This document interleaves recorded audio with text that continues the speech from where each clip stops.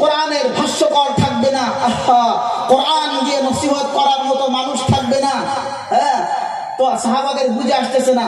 আল্লাহর নবী সাহাবারা জিজ্ঞাসা করলেন, ইয়া রাসূলুল্লাহ, ইয়া হাবিবাল্লাহ, হুজুর আমরা আপনার কাছ থেকে কোরআনের জ্ঞান অর্জন করতেছি, ইয়া রাসূলুল্লাহ আমরা আমাদের ছাত্রদেরকে কোরআন শেখাবো, তারাও তাদের ছাত্রদের কোরআন শিখাবে। তাহলে আপনি বলুন বলুন বলুন ইলমটা কিভাবে উঠে যাবে, কোরআনের চর্চা কিভাবে উঠে যাবে? আল্লাহ নবী জানায়া দিলেন, সহিহুল বুখারী শরীফের বর্ণনার মধ্যে এসেছে, আল্লাহ নবী সাল্লাল্লাহু আলাইহি ওয়াসাল্লাম হাদিসের মুবারাকার ভিতরে জানায়া দেন, ওয়া আমারা সাহাবারা শুনে নাও জেনে নাও, ওয়ালাকিন ইয়াকবিদুল ইলমা বিকবদিল উলামা, কিয়ামতের পূর্বে আমি আল্লাহ রাব্বুল আলামিন কিয়ামতের আগে আগে বড় বড় মুফাসসিরে কোরআন, বড় বড় মুহাদ্দিসিনে ইদাম, তাদেরকে আল্লাহ তাআলা এক এক করে দুনিয়া থেকে উঠায়া নেবে। আয় আল্লাহর রাসূল, কারণটা কি? কারণটা কি তাদেরকে কেন উঠিয়ে নেওয়া হবে?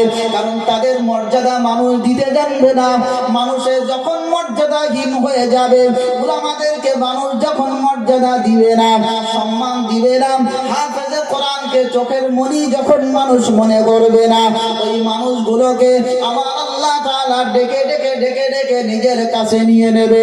হে আমার ভাইরা, আজকে আপনি চিন্তা করে দেখুন, ইমামে আযম আবু হানিফা রাহমাতুল্লাহ আলাইহি, তার নাম আমি আর আপনি সকলেই জানি, কিন্তু ইমাম আযম আবু হানিফা দুনিয়া থেকে বিদায় নিয়ে চলে গেছেন।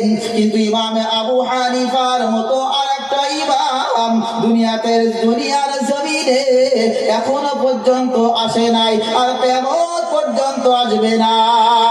আবু হানিফা চলে গেছে, ইমামে শাফি, ইমামে মালিক, ইমামে আহমদ ইবনে হাম্বল, ইমামে তিরমিজি, ইমামে বুখারী, ইমামে মুসলিম, ইমামে আবু দাউদ, ইমামে নাসাই, ইমামে মুয়াত্তা, ইমাম মালিক, ইমামে বাইহাকি, এমন করে সুফিয়ান সাউরি, হাজারো হাজার মুহাদ্দিসিনে ইজাম দুনিয়াতে যারা এসেছিলেন তারা চলে গেছেন, একা করে দুনিয়ার জমিন থেকে চলে গেছেন। তারা আর কেউ দুনিয়ার জমিনে আসবে না।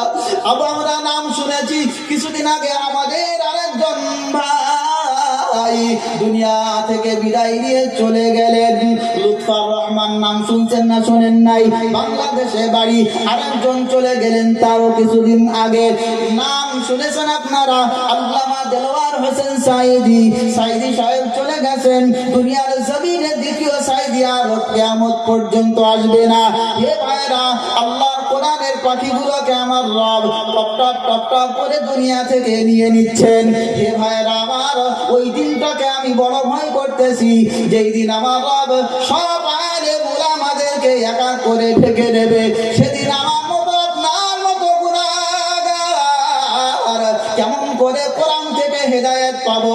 এই জন্য বলি রে ভাই, আলেম উলামারা যখন কোরআন দিয়ে নসিহত করবে, আপনারা দিলের কান দিয়ে শুনবেন এবং তার উপরে আমল করবেন। বলুন ইনশাআল্লাহ।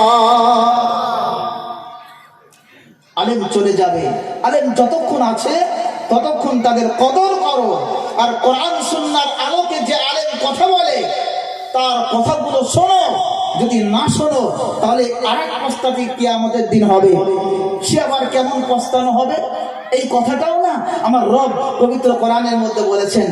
যারা আমরা এদিক ওদিক ঘোরাফেরা করছি, যারা আমরা কথা বলছি, যারা আমরা বাদাম খাচ্ছি, যারা আমরা কুটুমতালি করে বেড়াইতেছি জলসা শোনার নাম করে এসে, যারা আমরা রাস্তায় ঘোরাঘুরি করতেছি, যারা প্রেম খেলা করতেছি, গভীর মনোযোগ কান লাগায় একবার আল্লাহর কোরআনের এই বাণীটা শুনে নাও।